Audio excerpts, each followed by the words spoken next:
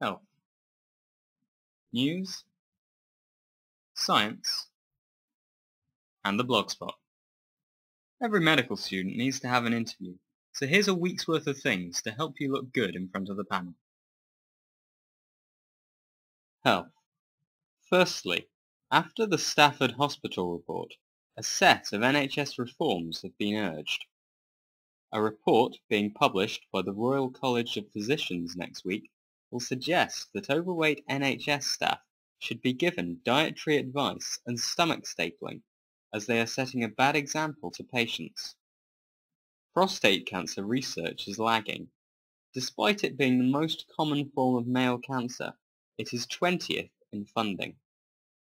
The number of cases of the winter vomiting bug have exceeded 1.1 million, 72% more cases than this time last year. And finally, the UK's first hand transplant was performed at Leeds General Infirmary recently.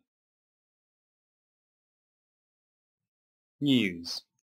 Global stock markets have rallied after a short-term deal that will stave off the US fiscal cliff. Labour has urged the government to consider introducing stricter legal limits on sugar, salt and fat content in food. And David Cameron has said that there is still a long way to go on improving the standards of NHS care in England. Science.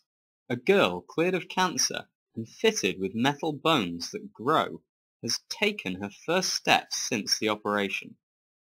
A new device has been developed which may revolutionize back pain treatment by using high-frequency electrical pulses. Totally blind mice have had their sight restored by injections of light-sensing cells into the eye. And finally, dead bodies may one day be a source of adult stem cells, as cells can be mined from bone marrow up to 5 days after death.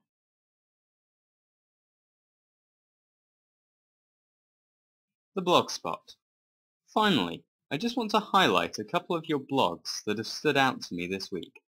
The first is by Joseph on his scientific reading, and the second is a post by Fazil on the norovirus. Both of these blogs show some excellent promise, so have a look and leave a comment. Maybe next week I'll show off your blog. Until next week, take care.